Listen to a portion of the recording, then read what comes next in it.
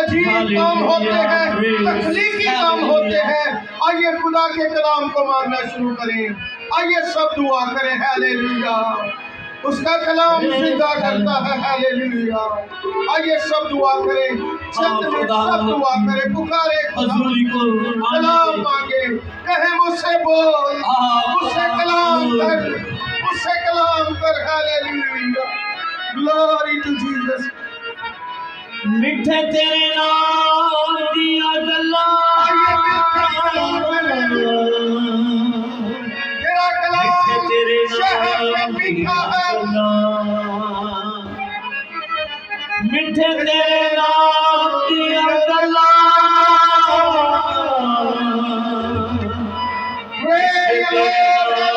دیا گلا،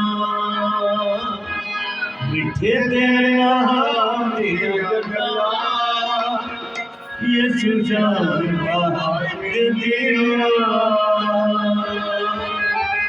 تیرے کلام دیا گلا، یسوع جان بہار دیا۔ آئیے مل کر اقرار کریں گے، اس کی ورشپ کریں گے۔ اس نے ہر نام سے زیادہ عظمت اپنے کلام کو دی ہے۔ میٹھے تیرے نام دیا گلا، میٹھے تیرے نام دیا گلا، میٹھے تیرے نام دیا گلا، میٹھے تیرے نام دیا گلا، میٹھے تیرے نام دیا گلا، یسوع جان بہار دیا، تیرے کلام دیا گلا، یسوع جان بہار دیا۔ دکھاں کی دوپہر ہو، موڑ کے جلا دیے، دکھاں کی دوپہر ہو، موڑ کے جلا دیے، اگر تیرے باغی سویرے یادوں میں، اگر تیرے باغی سویرے یادوں میں، ٹھنڈی ٹھنڈی شادیاں گلا، ٹھنڈی ٹھنڈی شادیاں گلا، ٹھنڈی ٹھنڈی شادیاں گلا، ٹھنڈی ٹھنڈی شادیاں گلا، ٹھنڈی ٹھنڈی شادیاں گلا،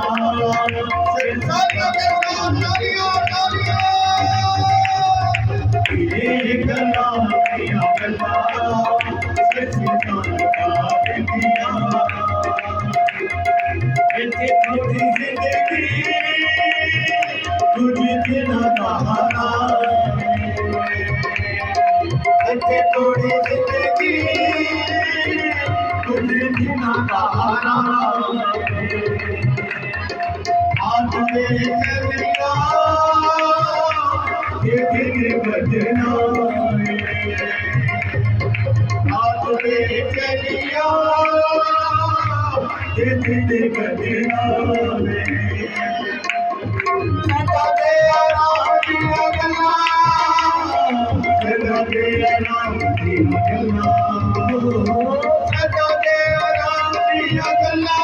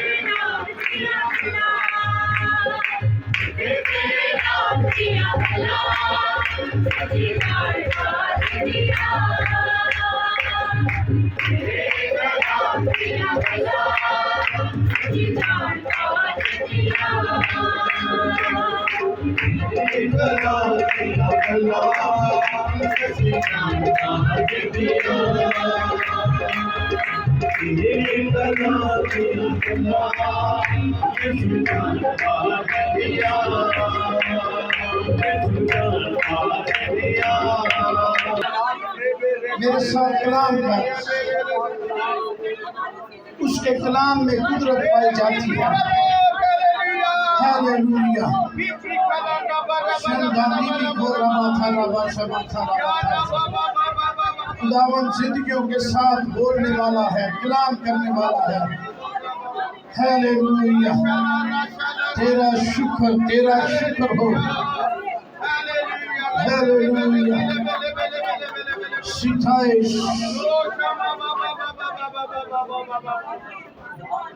خداوند ہمارے قادر مطلق آسمانی باپ، ہم دل کی گہرائیوں سے شکر گزاری کرتے ہیں آج کی شام کے لیے، جس میں تو ہماری پرستش پر تخت نشین ہے اور اپنے لوگوں کو برکت دے رہا ہے۔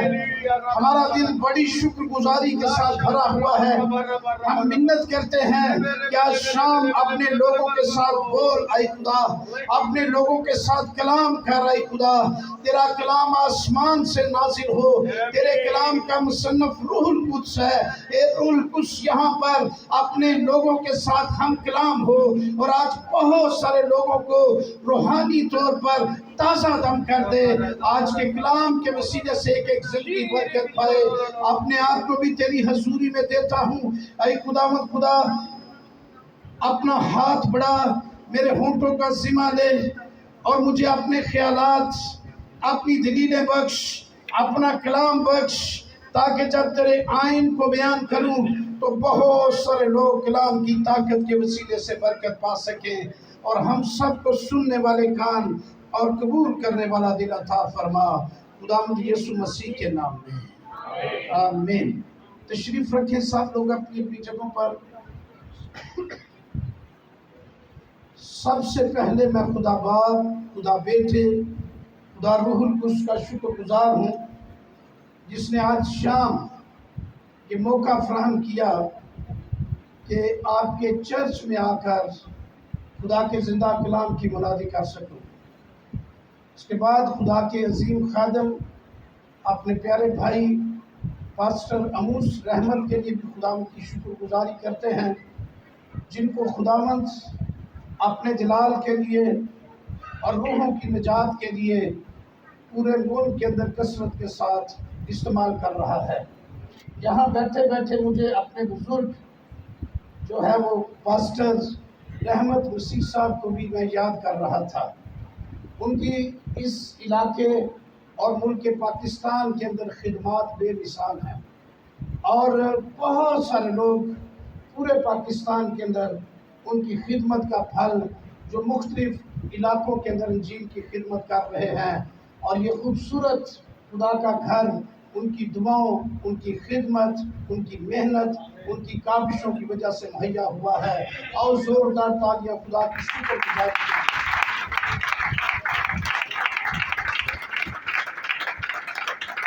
پادری صاحب نے بڑا خوبصورت مکاشفہ کی کتاب کی کلیسیوں کے حوالے سے پیغامات کا سلسلہ شروع کیا ہے، اور میرا ایمان ہے کہ آپ لوگ کافی برکت پائیں گے۔ اس سے پہلے کہ ہم مکاشفہ کی کتاب کو کھولیں، آپ کو یہ بتانا چاہتا ہوں کہ ہر ایک شخص جو مکاشفہ کی کتاب کو کھولتا اور اسے پڑھتا ہے، اسے 5 باتیں ہمیشہ یاد رکھنی چاہیے۔ نمبر 1، اس کتاب کا منبع خداوند یسوع مسیح ہے۔ ہاللویا۔ دوسرے نمبر پر، جو کچھ بھی اس کتاب کے اندر لکھا ہوا ہے یہ سچ اور برحق ہے۔ تیسرے نمبر پر، یوحنا نے یہ تمام واقعات اپنی آنکھوں سے دیکھے ہیں اور کانوں سے سنے ہیں۔ چوتھے نمبر پر، اس کتاب کے تمام واقعات ضرور پورے ہوں گے۔ اور 5ویں اور آخری بات کہ یہ واقعات شروع ہوتے ہی بڑی تیزی کے ساتھ جو ہے وہ آگے بڑھنا شروع ہو جائیں گے۔ مکاشفہ کی کتاب قدرتی طور پر 3 حصوں میں تقسیم ہے۔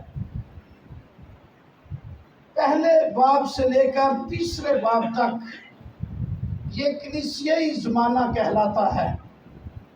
اس میں مکاشفہ کی کتاب کی 7 کلیسیوں کا تعارف اور ان کے پیغامات، ان کے لیے خصوصی طور پر خطوط خداوند یسوع مسیح کی طرف سے لکھنے کا حکم جاری ہوا یوحنا عارف کو۔ تو پہلے باب کے اندر 5 تعارف ہیں، کتاب کا تعارف ہے، مصنف کا تعارف ہے، خداوند یسوع مسیح کا تعارف ہے، 7 کلیسیوں کا تعارف ہے، اور پھر 7 فرشتے جو کلیسیوں کے پاسبان ہیں ان کا تعارف۔ دوسرا اور تیسرا باب یہ کلیسیائی دور ہے، اور چوتھے باب میں کلیسیا آسمان پر اٹھائی جاتی ہے۔ چوتھے باب سے لے کر 18ویں باب تک 7 سالہ مصیبتوں کا دور شروع ہوتا ہے۔ اسے ٹریبولیشن پیریڈ کہا جاتا ہے، اور چوتھے باب میں کلیسیا کے آسمان پر اٹھائے جانے کے ساتھ ہی 7 مہریں کھلنے کا سلسلہ شروع ہو جاتا ہے۔ پھر 7 قہر کے پیالے ڈلے جاتے ہیں، 7 نرسنگے پھونکے جاتے ہیں، 7 آفتیں نازل ہوتی ہیں، اور یوں 18ویں باب تک ہم 7 سالہ مصیبتوں کے دور میں سے گزرتے ہیں۔ 19ویں باب سے لے کر 22ویں باب تک مستقبل کی جلالی چیزوں کا زمانہ، یا مستقبل کی جلالی چیزوں کی گویا بھی آپ کہہ سکتے ہیں۔ سو یہ کتاب انہی 3 حصوں کے اندر ڈیوائیڈ ہے۔ کیونکہ ہمارا جو حوالہ ہے یہ دوسرے باب میں سے ہے، تو یہ کلیسیائی زمانہ ہے۔ کون سا زمانہ ہے؟ کلیسیائی زمانہ، دوسرا باب اور تیسرا باب، ان میں 7 کلیسیوں کو خط لکھے جاتے ہیں، اور یہ 7 کلیسیاں حقیقی کلیسیاں ہیں۔ ان کا اپنا اپنا جغرافیائی مقام ہے۔ یہ ایشیائی کوچر کے اندر جو موجودہ ملک ترکی ہے وہاں پر موجود تھی، اور یہ ایک دوسرے سے 30 سے لے کر 40 کلومیٹر کے فاصلے پر تھی، اور مختلف ان کے حدود میں سے یہ ایک سرکل کی صورت میں بن جاتی تھی 7 کلیسیاں۔ اسی لیے پہلے باب کے اندر مکاشفہ کی کتاب میں لکھا ہے کہ وہ سونے کے 7 چراغ دانوں میں پھر رہا ہے، اور وہ سونے کے 7 چراغ دان جو ہیں وہ 7 کلیسیاں ہیں۔ اس کا مطلب یہ ہے کہ میرا اور آپ کا یسوع مسیح جو پورے جلال کے ساتھ مردوں میں سے جی اٹھا ہے، وہ کلیسیوں کے اندر وزٹ کرتا، کلیسیوں کو ٹرین کرتا، اسپرچول طور پر بلیس کرتا، اور اپنے کلام کے مکاشفات ان پر نازل کرتا۔ آئیے بائبل مقدس کھولیے میرے ساتھ مکاشفہ کی کتاب کا 2 باب، اور اس کی 8ویں آیت سے لے کر 11ویں آیت تک خدا کا کلام آپ کے سامنے پڑھا جائے گا۔ اور سمرنا کی کلیسیا کے فرشتے کو یہ لکھ کہ جو اول و آخر ہے، اور جو مر گیا تھا اور زندہ ہوا، وہ یہ فرماتا ہے کہ میں تیری مصیبت اور غریبی کو تو جانتا ہوں، مگر تو دولت مند ہے، اور جو اپنے آپ کو یہودی کہتے ہیں اور ہیں نہیں بلکہ شیطان کی جماعت ہیں، ان کے لعنتن کو بھی جانتا ہوں۔ جو دکھ تجھے سہنے ہوں گے ان سے خوف نہ کر۔ دیکھو ابلیس تم میں سے بعض کو قید میں ڈالنے کو ہے، تاکہ تمہاری آزمائش ہو، اور 10 دن تک مصیبت اٹھاؤ گے، جان دینے تک بھی وفادار رہ تو میں تجھے زندگی کا تاج دوں گا۔ جس کے کان ہوں وہ سنے کہ روح کلیسیوں سے کیا فرماتا ہے۔ جو غالب آئے اس کو دوسری موت سے نقصان نہ پہنچے گا۔ خدا کے کلام کے پڑھے اور سنے جانے کے وسیلے سے ہم سب کو برکت ملے. آمین. ہمارا آج کا ٹاپک سمرنا کی کلیسیا کے دکھ اور ان کا اجر. عزیزو، سمرنا کا لفظ مر سے لیا گیا ہے، جس کا مطلب ہے اذیت اور دکھ. یہ کلیسیا اپنے نام کے مطابق دکھ اٹھانے والی کلیسیا تھی. اسے مسیحی ایمان کی وجہ سے بہت سارے دکھوں اور بہت ساری مشکلات میں سے گزرنا پڑتا تھا. کئی طرح کی اذیتیں اس کلیسیا کو دی جا رہی تھی. بہت سارے ایمانداروں کو جو ہے وہ قتل کر دیا گیا. اس لیے یہ کلیسیا شہیدوں کی کلیسیا بھی کہلاتی ہے. اور یہ مسیحی ایمان کی خاطر اپنی جانوں کے نذرانے تک دے دیتے تھے، لیکن اپنے ایمان سے منکر نہیں ہوتے تھے. اپنی جان قربان کرنے کے لیے تیار ہو جاتے، لیکن اپنے ایمان پر سمجھوتا نہیں کرتے تھے.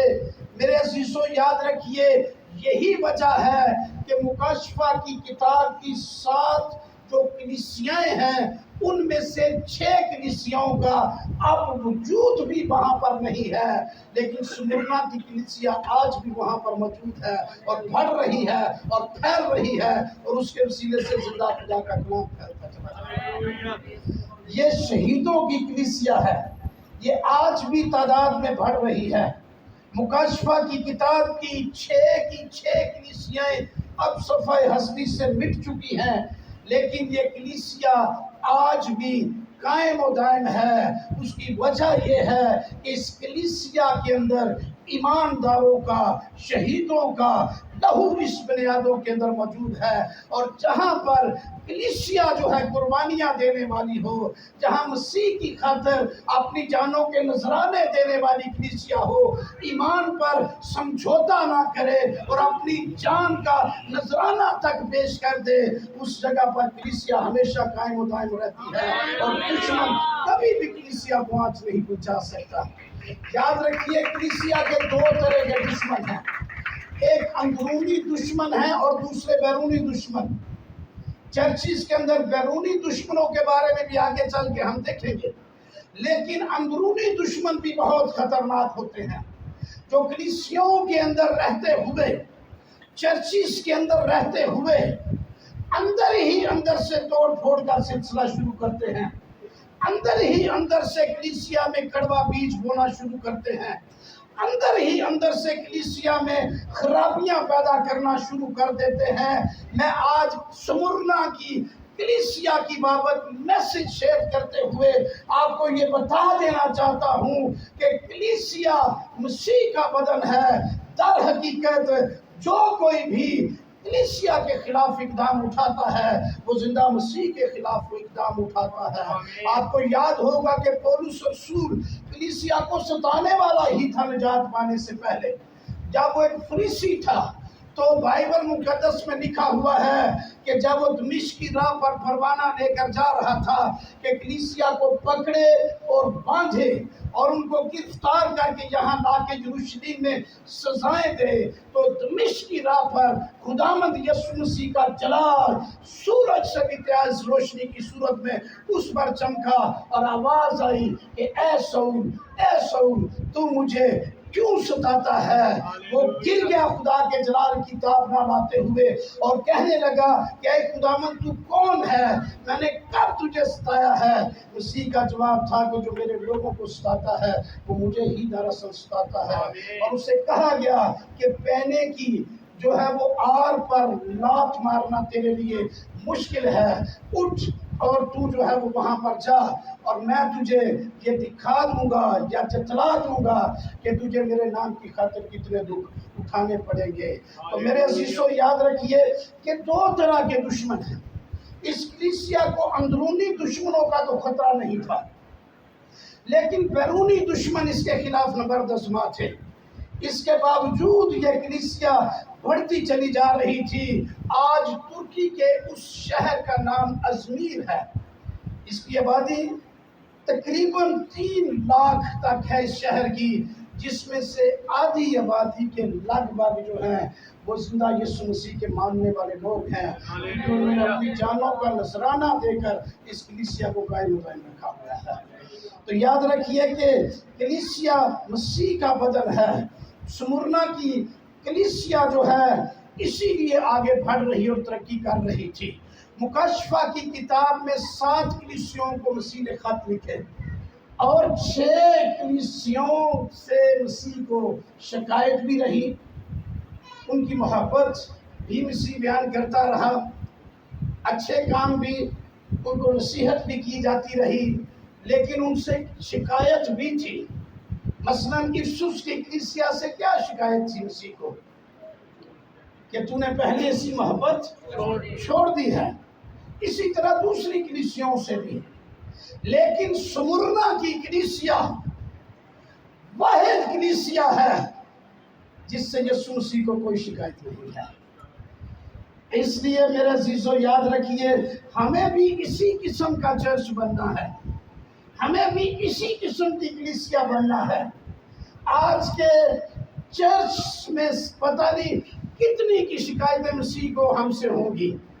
ہمیں اپنی زندگیوں کو، اپنے جو ہے وہ حالات کو اثر نو وزٹ کرنا ہے۔ ری وزٹ کریں اپنے آپ کو، دوبارہ سے چیک کریں، اپنا ایویلویشن کریں، اپنا جائزہ لیں، اپنے آپ کو ایک مستند ایماندار بلیور کے روپ میں اثر نو جو ہے وہ بنا لیں، کیونکہ یسوع مسیح ایسی جلال والی کلیسیا لینے کے لیے آ رہا ہے جس کے بدن پر نہ کوئی داغ ہے، نہ کوئی دھبا ہے، نہ کوئی جھری ہے، بلکہ سراسر پاک ہے۔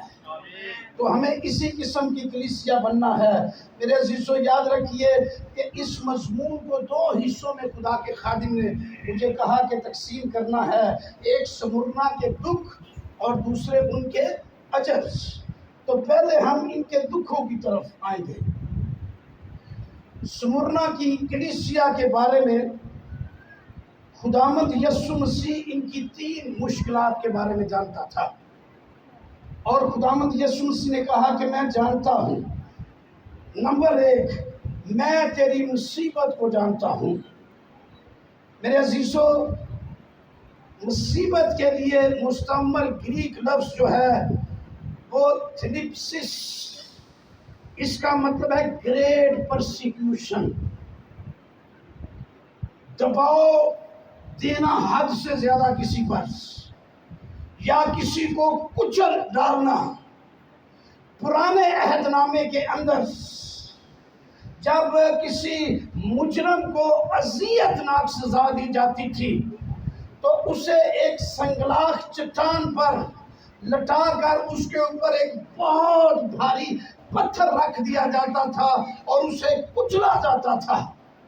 اسی طرح سے سمرنا کی کلیسیا کے لوگوں کے ساتھ ہو رہا تھا۔ گویا کہ چکی کے 2 پارٹس جو ہیں ان کے درمیان میں کسی شخص کو رکھ کر مسل دینا، یہاں پر اس مصیبت کی بات ہو رہی ہے۔ مسیح نے کہا کہ میں جانتا ہوں تیری مصیبت کو، کہ تو اس قدر مصیبت اور پرابلمز اور پریشانی کا شکار ہے، اور اس کے باوجود تو اپنے ایمان پر قائم ہے۔ ہاللیلویہ۔ اور اس دباؤ کا یا اس دکھ اور اس مصیبت کا نتیجہ موت بھی ہو سکتا ہے، لیکن اس ساری سختی کے باوجود، اس ساری تکلیف کے باوجود تیرا ایمان کامل ہے۔ تو نے اپنی جان کا نذرانہ پیش کر دیا ہے، اپنی جانیں قربان کر دی ہیں ایمان کی خاطر، لیکن اپنے ایمان پر سمجھوتا نہیں کیا۔ جس طرح سے تعلیم تو نے پائی تھی زندہ یسوع مسیح کی تابعداری کی، موت تک اسی طرح سے تابعداری کرتا چلا رہا ہے۔ تو یاد رکھیے کہ سمرنا کی کلیسیا کے دکھوں کو مسیح جانتا تھا۔ یہ کلیسیا جو ہے ان کے ارد گرد بت پرستی اپنے پورے عروج پر تھی اس زمانے میں، اور دوسری قومیں اور گورنمنٹ جو ہے یہ بت پرستی تھی کرنے والی تھی۔ یہ چاہتے تھے کہ مسیحی لوگ بھی اسی طرح سے بت پرستی کریں، پر وہ بتوں کی پوجا کرنے کے لیے تیار نہیں تھے، اپنی جانوں کا نذرانہ دینے کے لیے تیار تھے۔ اب ایک طرف کونے پر جو ہے وہ زیوس دیوتا جسے جوپیٹر کہتے ہیں اس کا مندر تھا سمرنا کی ایک طرف، دوسرے کونے پر سائبل نامی جسے جو ہے وہ یونیورسل مدر کہا جاتا تھا کہ یہ عالمگیر ماں ہے۔ ان کا یہ فلسفہ تھا کہ بہت سارے دیوتوں کو اس نے جنم دیا ہے، لہذا دوسری طرف اس کا مندر اور درمیان میں کیسر تبریاس کا مندر تھا۔ ہر طرف بت پرستی ہی بت پرستی، کہا جاتا کہ زیوس کی پوجا کرو یا پھر آپ جو ہے وہ یونیورسل مدر کی پوجا کرو، اور تقریباً سرکاری طور پر سارے لوگوں کے لیے یہ آرڈر تھا کہ جو شہر کے بیچ میں درمیان میں کیسر تبریاس کا مندر ہے اس کے سامنے جھکیں، لوگ اس کی پوجا کریں، اس کی پرستش کریں۔ کیسر تبریاس ایک بادشاہ تھا جو ہے وہ روم کا، اس کا مندر بنایا گیا تھا، لیکن میرے عزیزو یاد رکھیے کہ یہاں مسیحی ایمان کے سورماؤں نے کیسر تبریاس جو رومی بادشاہ تھا اس کے آگے جھکنے سے انکار کر دیا، اور انہوں نے یہ اعلان کیا کہ ہم صرف اور صرف بادشاہوں کے بادشاہ یسوع مسیح کے آگے، اس کے علاوہ اور کسی کے آگے نہیں ہم جھکیں گے۔ میرے عزیزو یاد رکھیے کہ خداوند ہمارا خدا جو ہے یسوع ناصری کہتا ہے کہ میں جانتا ہوں تیری مصیبت کو، تیری مصیبت کن وجوہات کی بنا پر ہے، تیری مصیبت کن پرابلمز کی وجہ سے ہے، تو کیوں مصیبت زدہ ہے، میں یہ ساری باتیں جانتا ہوں، لیکن مسیح نے حوصلہ افزائی یہ بھی ان کی کہ میں اول اور آخر ہوں، میں مر گیا تھا اور زندہ ہوں اور ابدالآباد تک زندہ رہوں گا۔ یہ مسیح کے تعارفی الفاظ سے اس کلیسیا کے لیے، جس کو یہ کہا جاتا تھا کہ تم جو ہے وہ تبریاس کیسر کی پرستش کرو، لیکن مسیح نے یہ کہا کہ وہ تو مر گیا ہے لیکن میں مر کر زندہ ہو گیا ہوں، اس لیے میں جانتا ہوں سارا کچھ، تبریاس کی حکومت ختم، اور جتنے بھی رومی بادشاہ آئیں گے اپنے اپنے وقت پر سارے ختم ہوتے چلے جائیں گے، لیکن آپ کا بادشاہ یسوع ناصری جو تخت نشین ہے وہ اول اور آخر ہے۔ دنیا کے سارے بادشاہوں کا خاتمہ ہو جائے گا، لیکن یسوع ناصری عبدالآباد تک قائم رہے گا، اس کا تخت عبدالآباد تک قائم رہے گا۔ اس لیے آپ کو پریشان ہونے کی ضرورت نہیں ہے۔ کلیسیا کو یہ طاقتور پیغام دیا گیا کہ آپ کا خداوند اول بھی ہے آخر بھی ہے، دنیا کے بادشاہ مر جاتے ہیں، کوئی دوبارہ زندہ نہیں ہو سکتا، لیکن تمہارا بادشاہ مر گیا تھا اور جی اٹھا ہے اور عبدالآباد تک زندہ ہے، اس لیے اس کی سلطنت بھی عبدالآباد تک رہے گی۔ میں سارے حالات سے واقف ہوں، میں ساری مصیبتوں سے واقف ہوں۔ آج کے چرچ کو یہ میسیج دینا چاہتا ہوں کہ اگر آپ کبھی مصیبتوں میں گر جائیں، پریشانیوں کا شکار ہو جائیں، حالات آپ کے خلاف ہو جائیں، آپ مسائل کے اندر گر جائیں، کبھی بے دل نہ ہو، کبھی مایوس نہ ہو، کبھی نا امید نہ ہو، کیونکہ آپ کا یسوع ناصری تخت نشین ہے اور وہ زندہ ہے اور وہ عبدالآباد تک زندہ رہے گا، وہ تیری مدد کے لیے آ جائے گا، وہ تیرے حالات کو تبدیل کر دے گا، تیری پریشانیوں کو ختم کر دے گا، تیری مشکلات کو ختم کر دے گا، تیرے خاندان کے اندر سرفرازی بھیجے گا، کلیسیا کی بھروتی کرنا شروع کرے گا، کیونکہ تیرا خدا زندہ آسمان پر موجود ہے اور تخت نشین ہے۔ دوسری بات جس سے مسیح واقف تھا وہ تھا غریبی اس کی۔ میں تیری مصیبت کو جانتا ہوں، میں تیری غریبی کو بھی جانتا ہوں۔ غریبی کے لیے جو گریک لفظ یہاں پر استعمال ہوا ہے پٹوخی آئے، टोखे आय का मतलब यह है कि इंतहाई गुर्बत की जिंदगी गुजारना, यहाँ तक कि गदागिरी तक, भीख मांगने तक भी नौयत आ जाना। लेकिन ये भीख मांगते नहीं थे। हालेलुया। जिस तरह आज का क्रिश्चियन है, वो मेहनत मजदूरी कर लेता है लेकिन भीख नहीं मांगता। ये हमारी गवाही है। कोई उक्का दुक्का पोटरी हो तो उसका हम नहीं कह सकते, लेकिन क्रिश्चियन कम्युनिटी के लोग आज भी मेहनत मजदूरी करते हैं, मशक्कत करते हैं, लेकिन भीख ने कभी नहीं मांगते। एज इट इसी तरह से स्मुरना की कलीसिया की हालत थी। उनको सही तरह से 2 वक्त का खाना भी मुयस्सर नहीं था, लेकिन इसके बावजूद इस गरीबी की हालत में भी वो अपने ईमान पर कायम थे और वो जानों के नजराने भी पेश कर रहे थे और अपने ईमान में किसी भी हवाले से जो है वो लग्जश नहीं उन्होंने आने दी। ना वो देवताओं की प्रस्तश करने के लिए तैयार थे, ना तो प्रयास की प्रस्तश करने के लिए तैयार थे। सॉरी, उनकी गरीबी की वजह भी यही थी कि उनकी अमलाक छीन दी गई।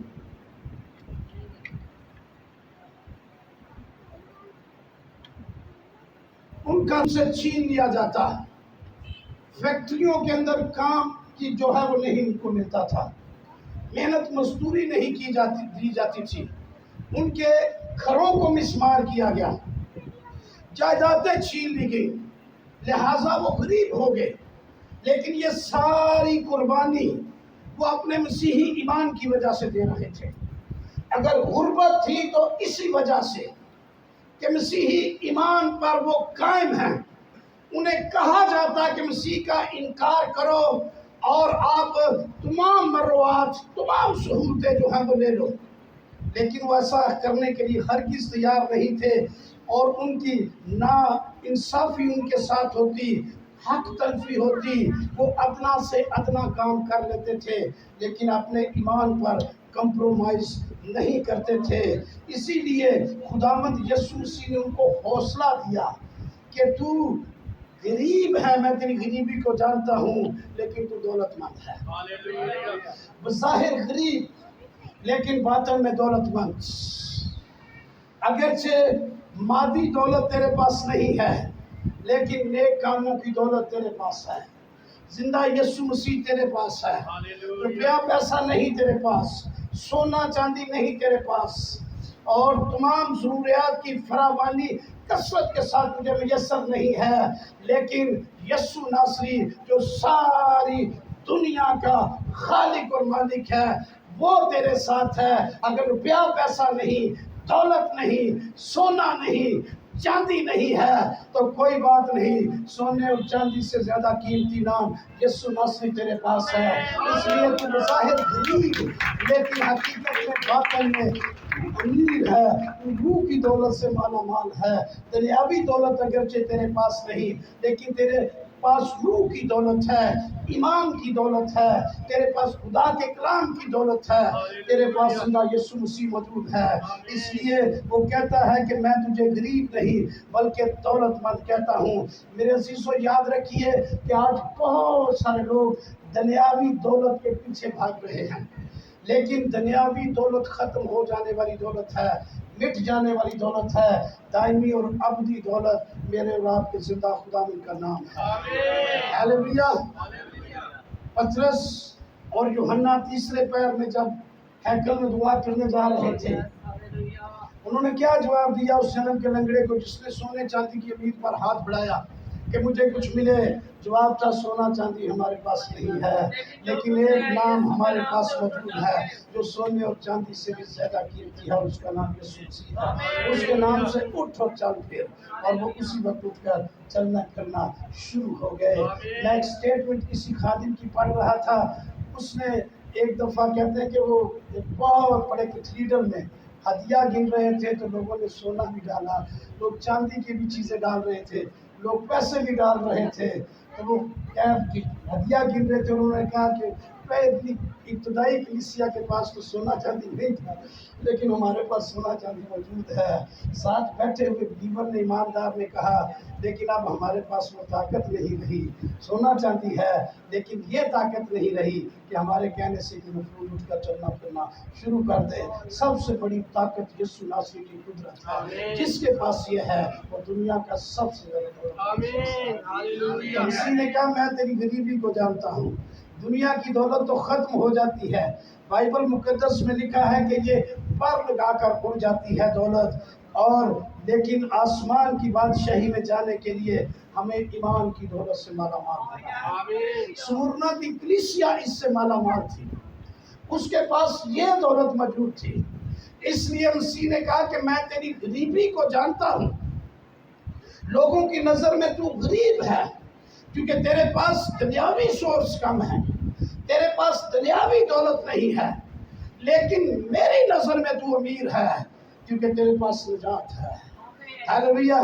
तेरे पास आसमान की बादशाही है, तेरे लिए अज़ली और अबदी बादशाही जो है वो तैयार हो चुकी है। इसलिए तू दुनिया का दौलतमंद तरीन शख्स है। तीसरी चीज जो मसीह जानता था वो थी कि लानतन। किसी ने कहा, मैं तेरे लानतन भी जानता हूँ। ग्रीक वर्ड यहाँ पर ब्लास्फेमी आया है, जिसका मतलब है कि मजहबी तौर पर उनको टॉर्चर किया जाता था।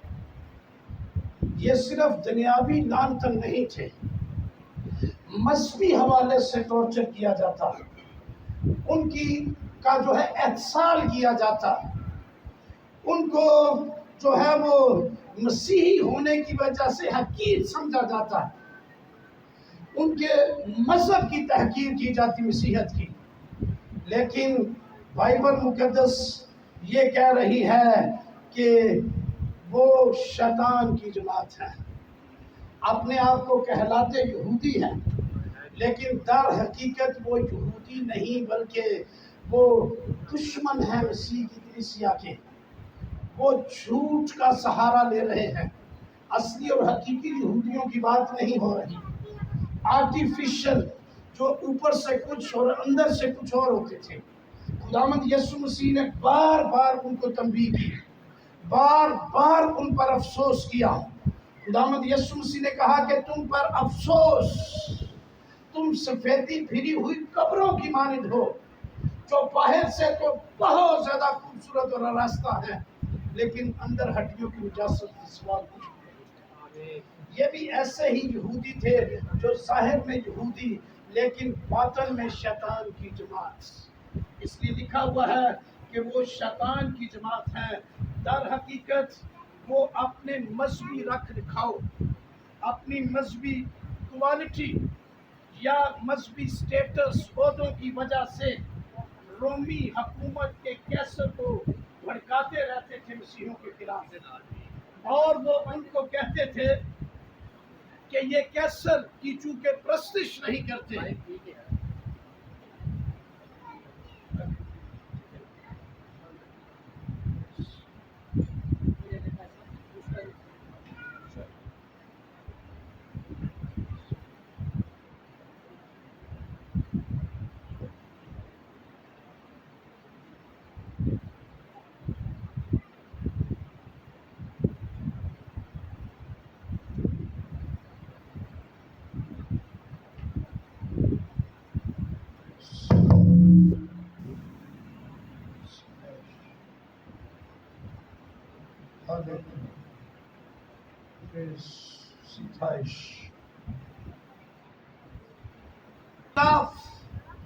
उभारते थे और यूं रियासती सतह पर उन पर जुल्म और तशद्दुद के पहाड़ गिराए जाते और कत्ले आम कर दिया जाता। एक दफा जो स्मुरना की कलीसिया का पासबान था, बिशप पोलीकारप उसका नाम, ये यूहन्ना आरिफ का शागिर्द था। इसको जो है वो मुखालफीन जो है उन्होंने उसको गिरफ्तार कर लिया और उसको मारा पीटा और उसको वो कत्ल करना चाहते थे। तो उनके सामने एक जो है वो मुद्दा था। उन्होंने कहा यीशु मसीह का इनकार कर दे تو ہم تجھے چھوڑ دیں گے، ورنہ مرنے کے لیے تیار ہو جا، تجھے جو ہے وہ قتل کر دیا جائے گا، تجھے شہید کر دیا جائے گا۔ پولی کارب کا جواب تھا کہ 86 سال سے میں یسوع مسیح کے ساتھ چل رہا ہوں۔ جس خداوند یسوع نے 86 سالوں میں ایک بار بھی جو ہے وہ بے وفائی میرے ساتھ نہیں کی، میں اس کے ساتھ کبھی بے وفائی نہیں کر سکتا۔ آپ مجھے موت کے گھاٹ اتار دیں، میں زندہ یسوع مسیح کا ہمیشہ وفادار ہوں۔ تو عزیزو یاد رکھیے کہ یہ ایسی ہی صورتحال تھی۔ اب پرسیکیوشن کے ذرائع چند ایک جو ہیں ان پر ہم غور و خوض کر لیں۔ پرسیکیوشن کا سب سے پہلا اور بڑا ذریعہ ابلیس ہے، اور اس کے بارے میں کسی دانشور نے کہا ہے کہ Satan is arch persecutor of Christians. یہ سب سے بڑا جو ہے وہ اظہار ساں ہے، یہ سب سے زیادہ جو ہے وہ مخالفت کرنے والا ہے، یہ سب سے زیادہ مسیحیوں کو نقصان دینے والا ہے۔ اور یہاں پر بھی اس حوالے کے اندر یہی لکھا ہوا ہے کہ شیطان تم میں سے بعض کو قید میں ڈالنے کو ہے اور 10 دن تک مصیبت اٹھاتے رہو گے۔ تو میرے عزیزو، ابلیس سب سے بڑا ہمارا مخالف ہے۔ یہ کسی نہ کسی حوالے سے یا کسی نہ کسی انسان میں سے ہو کر ہماری مخالفت ضرور کرے گا۔ وہ ہمارے خلاف کڑوا بیج بوئے گا، وہ ہماری مخالفت میں لوگوں کو استعمال کرے گا۔ اس کے اپنے ٹولز ہیں، اپنے ذرائع ہیں۔ اس نے باغ عدن میں جب آدم اور حوا کو جو ہے وہ باغ عدن سے نکلوایا، جب ان سے گناہ کروانا تھا تو اس نے سانپ میں سے ہو کر کام کر لیا تھا۔ آج بھی وہ بہت سارے لوگوں میں سے ہو کر جو ہے وہ مسیحی اظہار ثانی کا باعث بنتا ہے۔ میرے عزیزو یاد رکھیے کہ خداوند یسوع مسیح نے اپنے شاگرد شمعون پطرس سے بھی ایک دفعہ کہا تھا، لوکا کی انجیل 22ویں باب میں، شمعون شمعون دیکھ شیطان نے تم لوگوں کو مجھ سے مانگ لیا ہے تاکہ گیہوں کی طرح پھٹکے۔ یہودا اسکریوتی کے اندر بھی بائبل میں لکھا ہے شیطان سما گیا تھا۔ سو یہ ہمارا سب سے بڑا دشمن، یہ سب سے بڑا مخالف، یہ مسیح کی کلیسیا کے اگینسٹ اپنے اقدامات کرتا رہتا ہے، حملہ جات جاری و ساری رکھتا ہے۔ لیکن اس کے حملوں کو ناکام کرنے کے لیے ہمارے پاس خدا کے وہ سارے ہتھیار موجود ہونے چاہیے جو اس نے افسیوں کے خط 6 باب میں ہمیں دیا، تاکہ ہم اس کے جلتے ہوئے تیروں کو بجھا سکیں، اس کا مقابلہ کر سکیں۔ اور یعقوب کے خط کے اندر لکھا ہوا ہے کہ اپنے آپ کو خدا کے تابع کر دو اور ابلیس کا مقابلہ کرو تو وہ تم سے بھاگ جائے گا۔ سو ابلیس سب سے بڑا دشمن ہے۔ اس کو بھگانے کے لیے اپنے آپ کو خدا کی تابع داری میں دے کر مقابلے کے لیے اتریں گے۔ یسوع مسیح کے نام سے جب آپ اس کے خلاف صف رائی کریں گے، ابلیس شکست کھا جائے گا، آپ کو فتح مل جائے گی اور وہ آپ کے سامنے سے بھاگ جائے گا۔ کیونکہ مسیح نے اپنے لوگوں کو یہ اختیار دیا ہوا ہے کہ جاؤ اور سانپوں اور بچھوؤں کو کچلو اور ابلیس کی ساری قدرت پر غالب آؤ۔ لیکن آنکھیں بند نہیں کرنی کہ یہ کچھ نہیں کر سکتا۔ جہاں اس کو موقع ملے گا، جہاں بھی اس کا داؤ لگے گا، یہ اپنا اٹیک کرنے کی کوشش ضرور کرتا ہے۔ اس لیے خدا کے ہتھیاروں سے ہمیشہ مسلح رہے، اپنے آپ کو قائم رکھیں، مسیحی خدمت میں مصروف رکھیں اپنے آپ کو، دعائیہ حالت میں خدا کی حضوری میں اس کی تابع داری میں رہیں، اس کے خلاف ہر وقت جنگ کے لیے صف رائی رکھیں۔ جب آپ اس کا مقابلہ کریں گے تو پھر وہ آپ کے سامنے سے بھاگے گا اور آپ کو فتح ملے گی۔ تو اس لیے پہلا دشمن یہ، دوسرا دشمن ارتھلی گورنمنٹ، زمینی حکومتیں۔ لکھا ہے کہ 10 دن تک تم مصیبت اٹھاؤ گے۔ اب یہ 10 دن ہم پوری शौक से तो नहीं कह सकते कि ये 10 दिन ही थे या तवील दुरानिया था, लेकिन बहुत सारे उलमा रोम के 10 बादशाहों के दौरान इब्तदाई कलीसिया अजीतों में से गुजरती रही।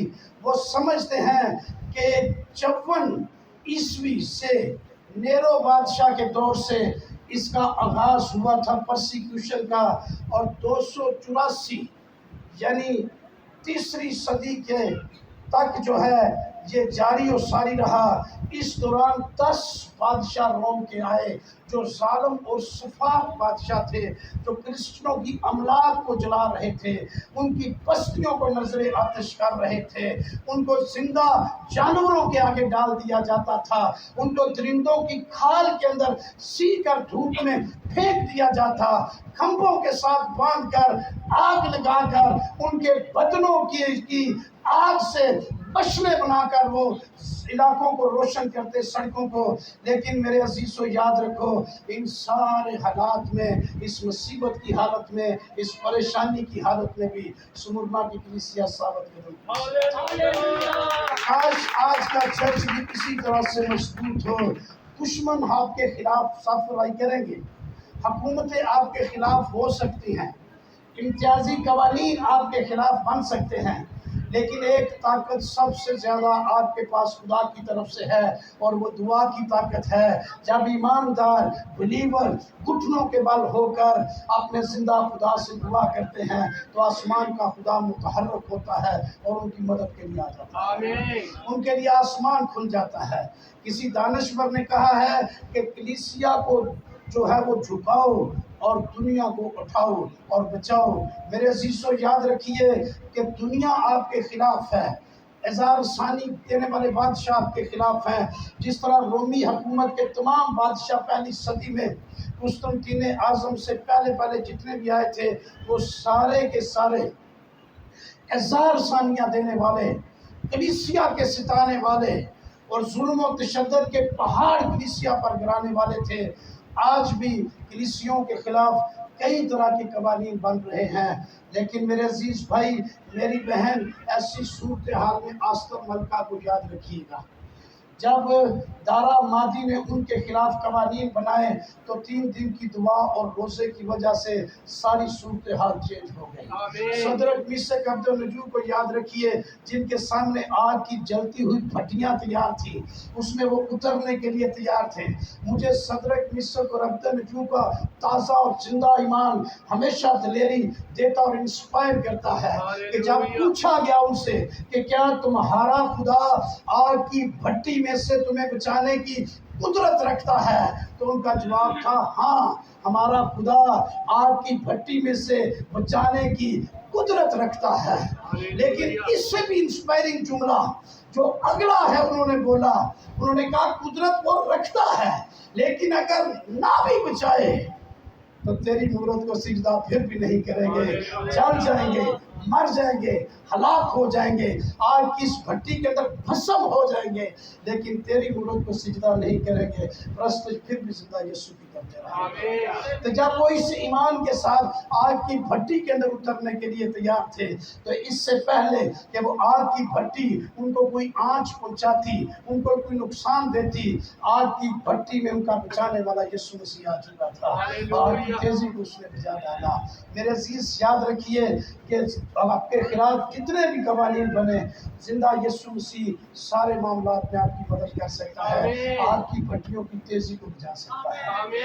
तीसरे नंबर पर दुनिया, वर्ल्डली पीपल आपके खिलाफ है। यूहन्ना की इंजील 15वें बाब की 18वीं आयत के अंदर लिखा है, खुदावंद यीशु मसीह ने कहा कि दुनिया तुमसे इसलिए अदावत रखती है क्योंकि उन्होंने मुझसे भी अदावत रखी थी। मैंने तुम्हें दुनिया से अलग कर लिया है। हालेलुया, ये ग्रेट प्रिविलेज है हमारे लिए। मैंने तुम्हें दुनिया से अलग कर लिया है। दुनिया अपनों से मोहब्बत रखती है और उनको अजीज रखती है। अगर तुम दुनिया के होते तो दुनिया तुम्हें अजीज रखती।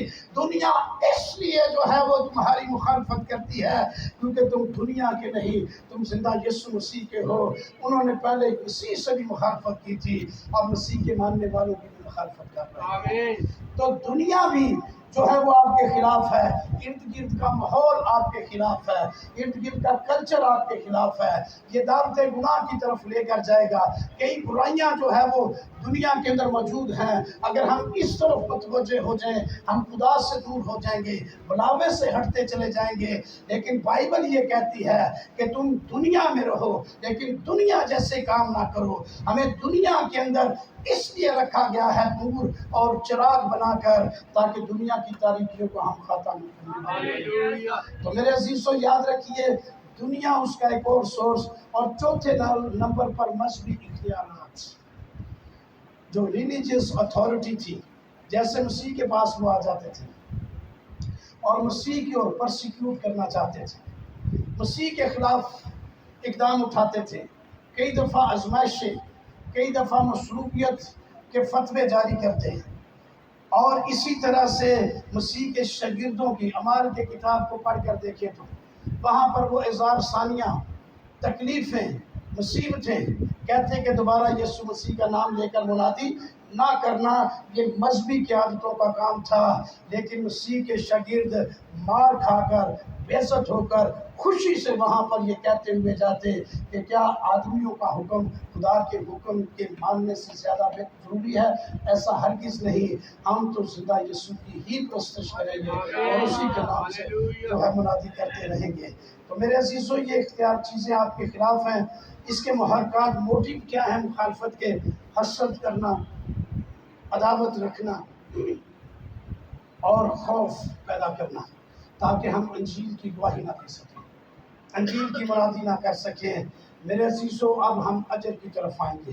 दो ख़ास अजर मसीह खुदावंद ने इस कलीसिया के लिए, जो मसीह की खातिर दुखों में से गुजर रही थी, जो तकलीफ़ों और प्रॉब्लम्स में से गुजर रही थी, जो मसाइल में से गुजर रही थी, मसीह की खातिर बेशुमार दुखों में से वो गुजरती रही, यहाँ तक कि ये शहीदों की कलीसिया कहलाई। दो अजर मसीह खुदावंद ने अनाउंस किए, और पहले नंबर पर नसीहत की, और नसीहत में दो बातें। नंबर एक कहा कि खौफ ना कर, दूसरे नंबर पर उसे कहा कि वफादार रह। कब तक? जान देने तक। कब तक? जान देने तक वफादार रह। तो याद रखिए कि खौफ ईमान को कमज़ोर कर देता है।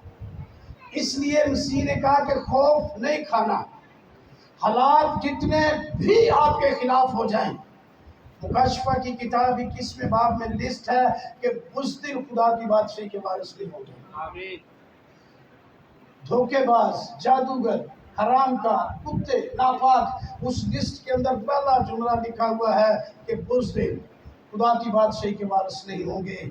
इसलिए हमें खौफ से बाहर निकलना है। खौफ को अपनी ज़िंदगी से दूर जाने दीजिए। मसीह खुदावंद ने शागिर्दों को ख़ुसूसी तौर पर तालीम दी थी कि उनसे ना डरो जो बदन को कत्ल करते हैं, बल्कि उससे डरो जो बदन और रूह दोनों को जहन्नम में डाल सकता है। तो मेरे अजीज़, याद रखिए कि खौफ से दूर रहने और दूसरे नंबर पर वफादार रहने की तरकीब की गई है, और वफादार रहने के लिए इंतहाई शानदार अजर बयान हुआ है। कलीसिया के अंदर बेशुमार खूबियाँ थी। इसके अंदर ये वफादार भी थी, ये हर वक्त शहादत की फ़िज़ा में सांस लेती थी। दुख और मुसीबतों में से गुजरने के बावजूद ये मसीह के साथ वफादार थी। कोई शिकायत नहीं थी मसीह को इस कलीसिया से। इसीलिए इस कलीसिया को तारीख में कलीसियाओं का मुबारक फूल कहा जाता है। इसको शहीदों की कलीसिया कहा जाता है। एशियाई कोचर की 7 कलीसियाओं का हुस्न कहा जाता है। कलीसियाएं अगर दुनिया की जो है वो अंगूठी है, तो इस अंगूठी में एक हीरा कहा जाता है इस कलीसिया को। मेरे अजीज़ों, याद रखिए कि ये जान देने तक वफादार थे। इसके बावजूद खुसूसी तौर पर फिर उनको कहा गया कि जान देने तक वफादार रह, तो मैं तुझे ज़िंदगी का ताज दूंगा। याद रखिए कि यीशु मसीह अपनी कलीसिया को, अपने लोगों को, ईमानदारों को ताज देने के लिए, अजर देने के लिए आ रहा है। मुकशफा की किताब का एक अहम तरीन पैगाम यह है कि देख मैं जल्द आने वाला हूँ, और हर एक इंसान को अजर देने के लिए मेरे पास है। सो मसीह अजर में تاج دینے کے لیے آ رہا ہے، اور 5 قسم کے تاج ہیں بائبل کے اندر جو مسیح دینے کے لیے آ رہا ہے۔ نمبر 1 زندگی کا تاج، کرون آف لائف، جسے ہم نے بھی پڑھا ہے کہ یہ جان دینے تک وفادار رہنے والوں کو ملے گا۔ اگر جان دینے سے پہلے کسی نے انکار کر دیا تو یہ تاج اسے نہیں مل سکے گا۔ یاد رکھیں، آج دنیا کے بڑے بڑے جو دولت مند اور بڑے بڑے نامی گرامی جو پریزیڈنٹ ملکوں کے اور اس طرح کے لوگ ہیں، وہ ایتھیسٹ ہوتے جا رہے ہیں۔ اس کا مطلب ہے مسیح کا انکار کرنے والے۔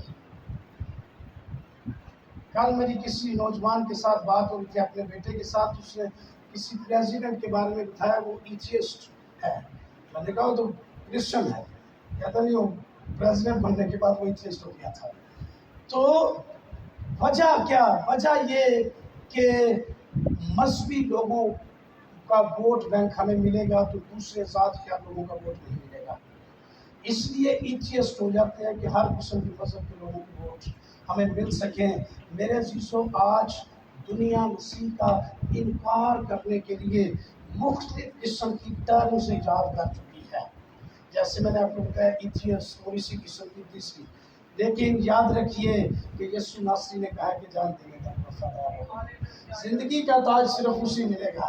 دنیا کے اندر بادشاہی کا تاج شاید کسی کو جو ہے وہ مل جائے اس کام سے، ایتھیسٹ ہونے سے، لیکن زندگی کا تاج صرف اسی کو ملے گا جو یسوع مسیح کا جان دینے تک وفادار ہے۔ اور زندگی کے تاج کی قدر اور مسیح جو تاج دے گا اس کی قدر دنیا کے سارے تاجوں سے بڑھ کر۔ ملکہ الزبتھ جس کی ڈیتھ ہو گئی ہے، اس کا جو کراؤن ہے اس کے اندر کوہ نور دنیا کا مہنگا ترین ہیرا لگا ہوا تھا۔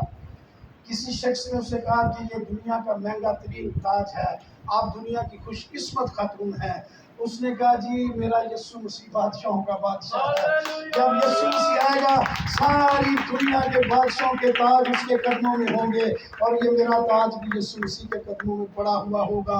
حقیقی تاج صرف اور صرف یسوع ناصری کا عبدالآباد رہنے والا تاج ہے۔ تو یاد رکھیے کہ 5 قسم کے ملیں گے۔ نمبر 1 زندگی کا تاج، دوسرے نمبر پر نام اٹھانے والا سہرا، انکریپٹیبل کراؤن۔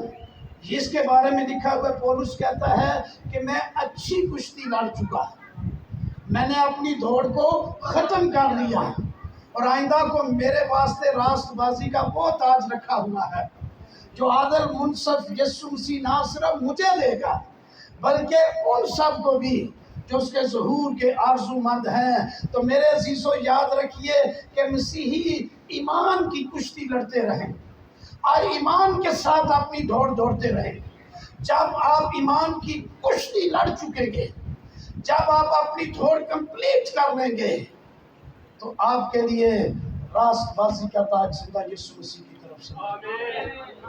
میں شکر گزار ہوں ایسے خادموں کے لیے جو دکھوں میں، مصیبتوں، پریشانیوں میں، تکلیفوں میں، بیماریوں میں ہمارا زندہ یسوع مسیح کی انجیلی خدمت کا کام سر انجام دے رہے ہیں۔ میرا ایمان ہے کہ راست بازی کا تاج یسوع مسیح کے لیے لے کے۔ تیسرا تاج جو ہے وہ راست بازی کا تاج ہوتا ہے۔ چوتھا سونے کا تاج، کراؤن آف گولڈ۔ یہ مکاشفہ 4 باب کی 4 آیت کے اندر لکھا ہوا ہے کہ جو 24 بزرگ یسوع مسیح کے ساتھ تختوں پر تھے سونے کے تاج پہنے ہوئے تھے، لیکن جب یہ پرستش ہو رہی تھی کہ ذبح کیا ہوا براہی پرستش اور حمد اور شکر گزاری اور تمجید اور عزت اور جلال اور قدرت کے لائق ہے، تو انہوں نے بھی اپنے تاج اتار کر یسوع کے قدموں میں رکھ دیے اور سجدہ ریز ہو گئے۔ سو میرے عزیزو یاد رکھیے یہ تاج بھی بلیورز کے لیے موجود ہے۔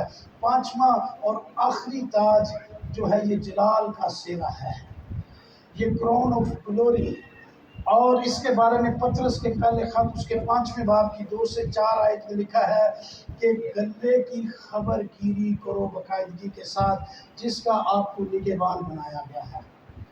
جو خادم، جو پاسبان اپنی کلیسیا کی باقاعدگی کے ساتھ خبر گیری کرتا رہے گا، یہ تاج اس کے ساتھ پر سجا ہے۔ ہاللیلویہ۔ تو دوسری چیز جو اجر مسیح نے بیان کیا وہ تھا کہ دوسری موت سے کچھ نقصان نہیں ہوگا۔ اس دنیا میں شہادت پا لینا زندگی کا خاتمہ نہیں مسیح نے بتایا۔ اس کا مطلب یہ ہے کہ اس عارضی زندگی سے نکل کر ہم اپنی زندگی میں داخل ہو جائیں گے۔ زمینی موت ہر شخص پر آئے گی، ہر شخص نے اپنے وقت پر اس دنیا سے رخصت ہونا ہے، ہر شخص کی زندگی کی حدوں کو مقرر کیا گیا ہے اور کوئی بھی ان کو پار نہیں کر سکتا۔ یہ موت تو آئے گی پہلی موت، لیکن دوسری موت کا کچھ اختیار ایمانداروں پر راست بازو نہیں ہوگا۔ اس لیے اس موت سے ڈرنے کی ضرورت نہیں۔ اسٹیفنس شہید کو یاد رکھیے، جب اسے پتھروں کے ساتھ سنسار کیا جا رہا تھا